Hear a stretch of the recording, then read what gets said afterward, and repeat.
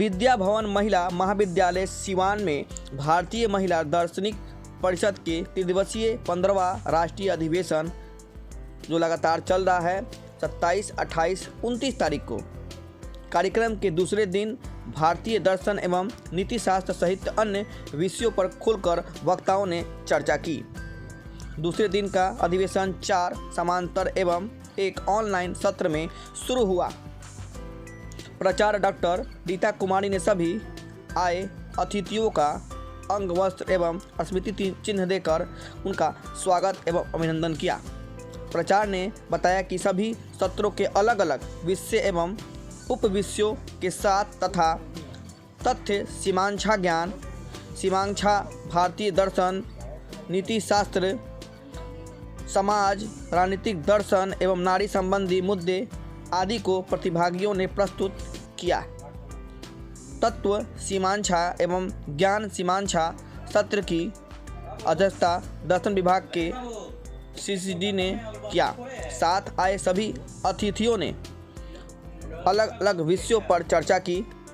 यह कार्यक्रम बिहार के सारण प्रमंडल में पहली बार हो रहा है इतने बड़े पैमाने पर। इस कार्यक्रम में देश के कोने कोने से लोग आए हुए हैं। ये हम भारतीय महिला दार्शनिक परिषद की तो स्थापना गुजरात में हुई थी, स्वामीनारायण मंदिर में। एक उद्देश्य था कि महिलाओं के लिए एक मंच होना चाहिए जहाँ की उनके एकेडमिक एक्सेलेंस को हम बढ़ा सकें दर्शन के क्षेत्र में। ऐसे हमारी दो संस्थाएं राष्ट्रीय स्तर पर हैं। तो हम लोग जब से स्थापना किए हैं बहुत बड़े बड़े शहरों महानगरों में करते आए हैं, या सबसे छोटा शहर रांची में किए हैं। तो एक थॉट आया कि थोड़ा छोटे कॉलेज में चलें, इंटीरियर कॉलेज में, क्योंकि मेधा शहर का गुलाम नहीं होता है, मेधा गांव में भी है। तो उन बच्चियों के साथ, क्योंकि हम लोग महिलाओं के संदर्भ में ही काम कर रहे हैं, तो उन बच्चियों में आत्मबल बढ़ेगा और गांव में कार्यरत जो शिक्षिकाएँ हैं उनको भी ये होगा कि नहीं, हम नेशनल स्तर पर हम उनके साथ हैं, समान हैं। तो एक आत्मबल का विकास होगा। तो इसी उद्देश्य से हम लोगों ने इस क्षेत्र को चुना। और दूसरी जो बाद में, पहले ये थॉट था, बाद में हम लोगों ने विचार किया कि राजेंद्र बाबू को हम लोग भूलते जा रहे हैं। हाँ, राजेंद्र बाबू को भूलते जा रहे हैं।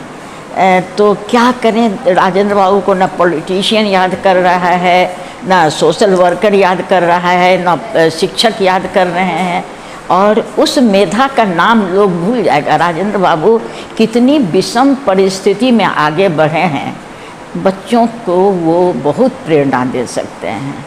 तो हम लोगों ने कहा कि नहीं, हम लोग चलें, जीरा देवी को नमन करें। और बचपन की पढ़ी हुई बातें आती हैं कि तू पूर्ण काम तुझको प्रणाम है, धन्य धन्य जीरा देवी जशोमती माई। तो जीरा देवी में आए हैं। एक और मेधा, राजेंद्र बाबू की मेधा का तो कोई टक्कर है नहीं। और फिर छपरा जो मुख्यालय है तो वहाँ आपके जेपी हैं। तो इन लोगों से प्रेरणा हमारे बाहर के लोग भी लें।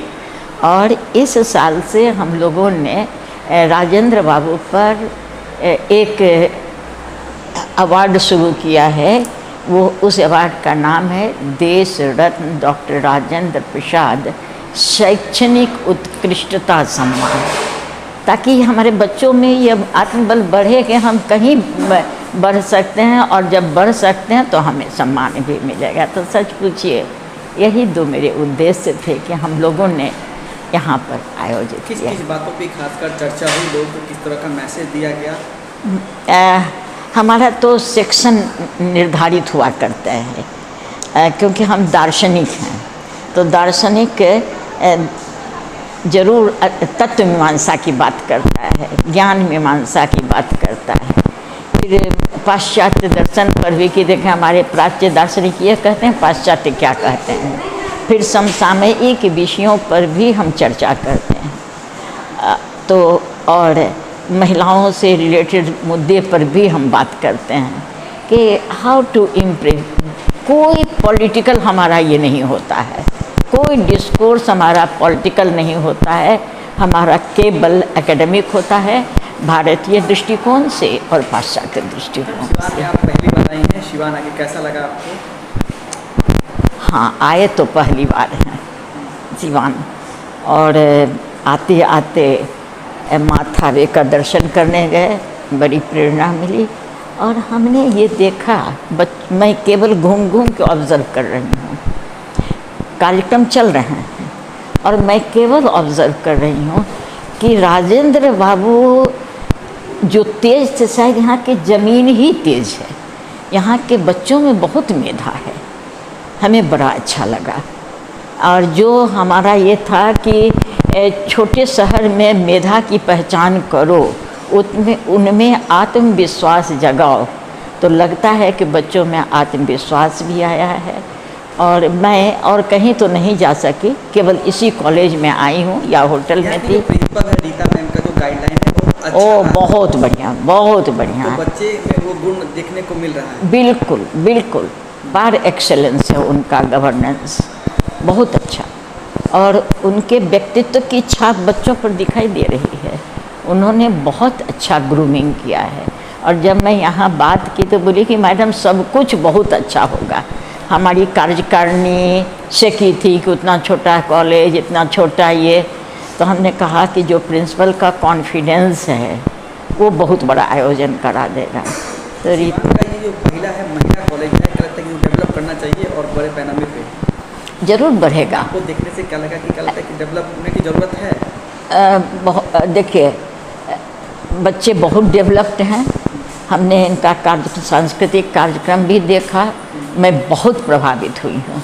मैं बताऊँ कि व्यक्तिगत तौर पर मैं भी रांची विश्वविद्यालय के कल्चरल बोर्ड की एक कोऑर्डिनेटर थी, मेंबर थी, और बहुत तरह से मैं जुड़ी हुई रही हूँ।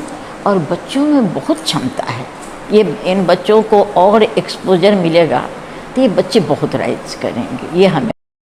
अटेंडेंस आपके जो यहाँ पे उनका गांव है, घर है, वहाँ जाएंगी? हम जरूर चाहेंगे, वो मेरे लिए काशी से कम महत्वपूर्ण नहीं जाएंगे होगा। जरूर उनके? जरूर जरूर जाएंगे, अगर प्रकृति का अगर साथ मिले, खूब बारिश नहीं, मैं कल तक यहाँ हूँ, मैं कल ही चली जाऊँगी आफ्टर द कंप्लीशन ऑफ ये, लेकिन बिना राजेंद्र बाबू की धरती को नमन किए नहीं लौटूंगी। अगर लौट गई तो फिर आऊँगी, लेकिन मैं नहीं लौटूंगी बिना नमन किए हुए।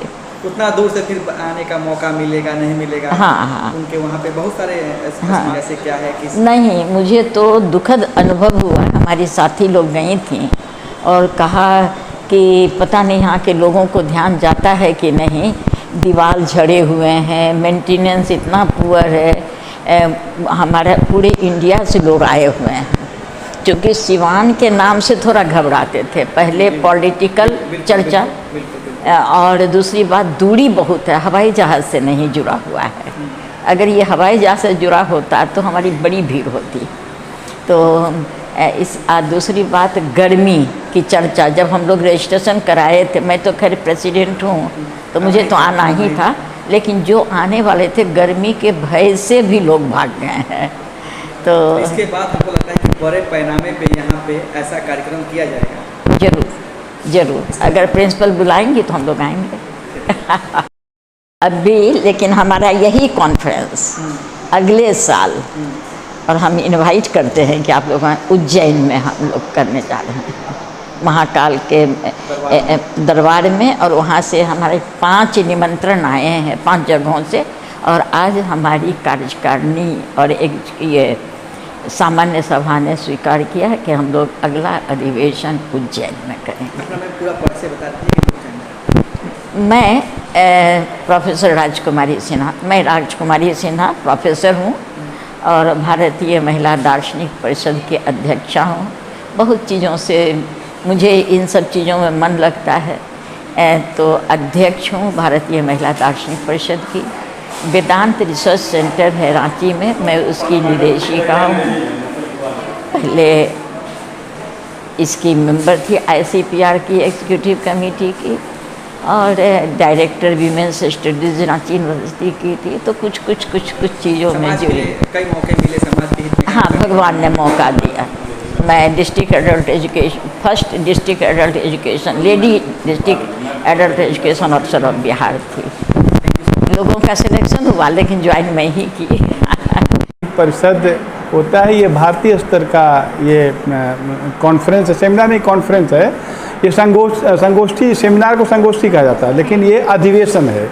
ये पूरे भारतवर्ष की ये लोगों ने प्रोफेसर राजकुमारी सिन्हा जी ने महिलाओं का एक बनाया है, लेकिन इस बार से इन्होंने चेंज कर दिया है और इन्होंने कहा कि अब नाम तो रहेगा महिला, लेकिन अब पुरुष शिक्षकों की भी भागीदारी रहेगी, सेक्शनल प्रेसिडेंट वगैरह ये सब जो है बनाने के लिए, तभी तो हम लोग आए हैं।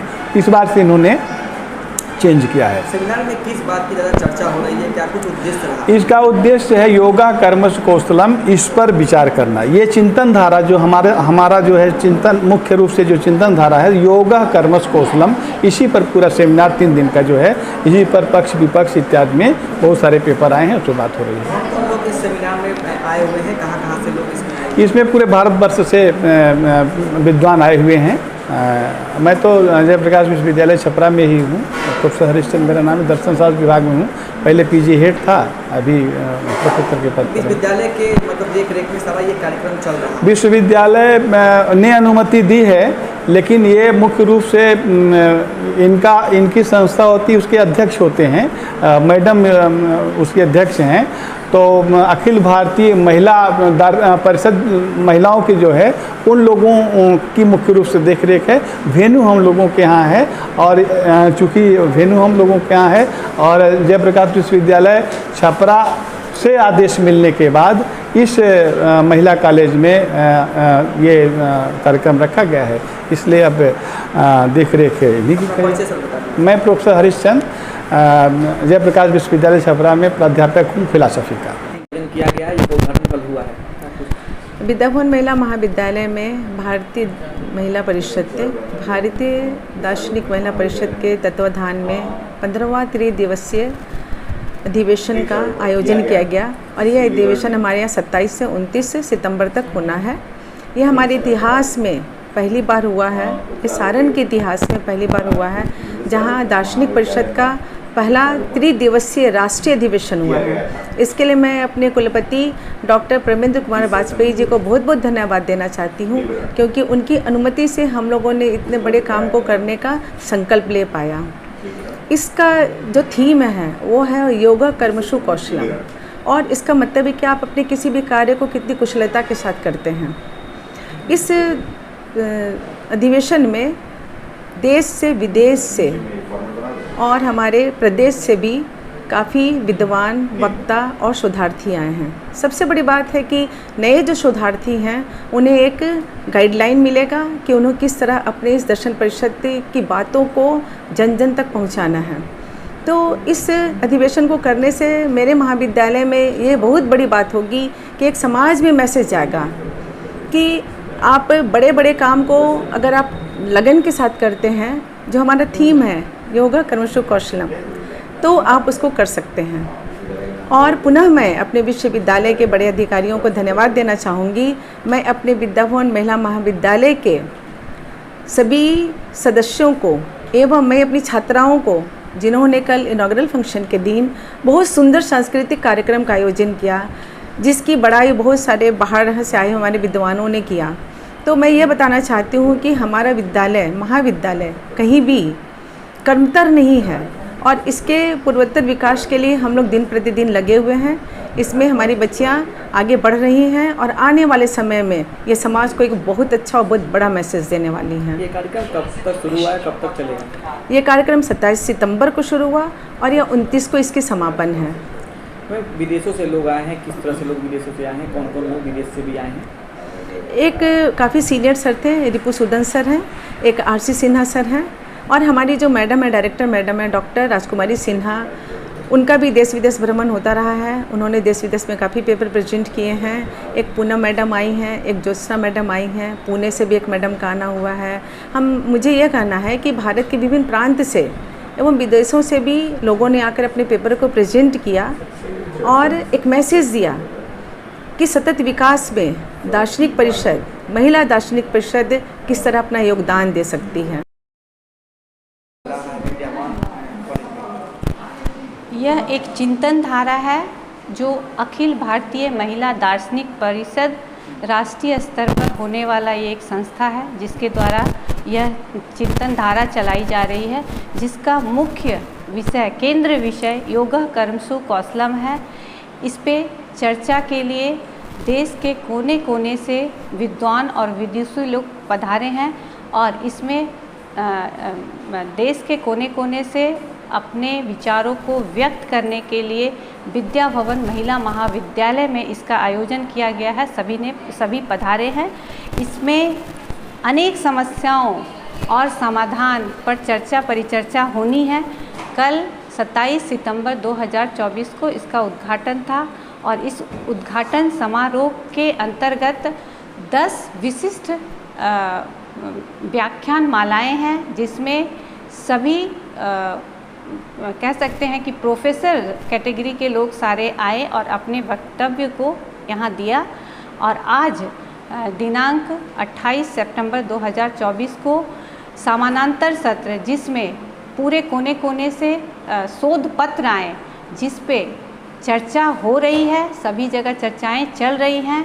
और कल दिनांक 29 सितंबर 2024 को अंतिम क्या बोल सकते हैं उसको, समापन समारोह है, जिसमें 2 और समानांतर सत्र चलेंगे जिसका नाम होता है संगोष्ठी। और इसमें एक जयप्रकाश नारायण के विचारधारा दिशा एवं दशा पर चर्चा होगी और दूसरा सत्र जो चलेगा वह नारी संबंधी मुद्दों पर चर्चा होगी।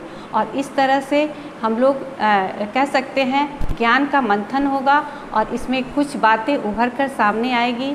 इससे छात्र छात्राएं, शोधार्थी, इवन ये कह सकते हैं न्यू पॉइंट टीचर्स को भी फ़ायदे होंगे, जो बड़े बड़े विद्वानों द्वारा व्याख्यान दिया जाएगा। जी धन्यवाद। मैं विद्या भवन महिला महाविद्यालय की दर्शन शास्त्र की अध्यापिका हूँ और मेरा नाम डॉक्टर रीता शर्मा है और इस कार्यक्रम की सचिव हूँ, आयोजक सचिव हूँ, जो प्राचार्य के सहयोग से बहुत ही सफलतापूर्वक और सरल तरीके से ये अभी तक 2 दिन हो चुके हैं, बहुत अच्छे से इसका संचालन हुआ। कल इसका समापन है और मुझे उम्मीद है कि कल भी बहुत अच्छे से होंगे और बहुत लोगों की यहाँ भीड़ लगेगी और बहुत सारे लोग, प्रतिष्ठित लोग यहाँ समापन समारोह में शामिल। 3 दिवसीय सेमिनार है, क्या कुछ उद्देश्य रहा इस सेमिनार का करने का? इसका उद्देश्य है लोगों को जागरूक करना, लोगों से रिसर्च पेपर आमंत्रित करना, लोगों की इच्छा क्या है इस पर और शोध कार्य हो, अच्छा से अच्छा वर्तमान परिप्रेक्ष्य में योग की क्या महत्ता है, जो विभिन्न प्रकार की परिस्थितियों से लोग जूझ रहे हैं, इसकी समस्याओं का अंत हम कैसे करें, विशेष रूप से योग के माध्यम से ये खोजना हमारा उद्देश्य है। किन किन बातों पर खासकर चर्चा हो रही है, किन किन विषयों पर चर्चा हो रही है?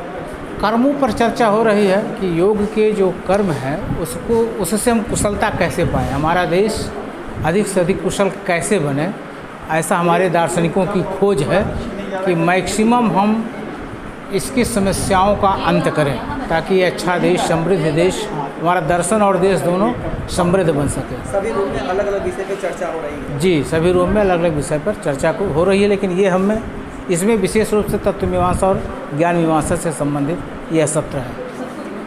आप यूनिवर्सिटी से आए? जी, मैं चीफ प्रॉक्टर हूँ जयप्रकाश विश्वविद्यालय छपरा में और वहाँ प्रोफेसर हूँ दर्शन शास्त्र विभाग छपरा।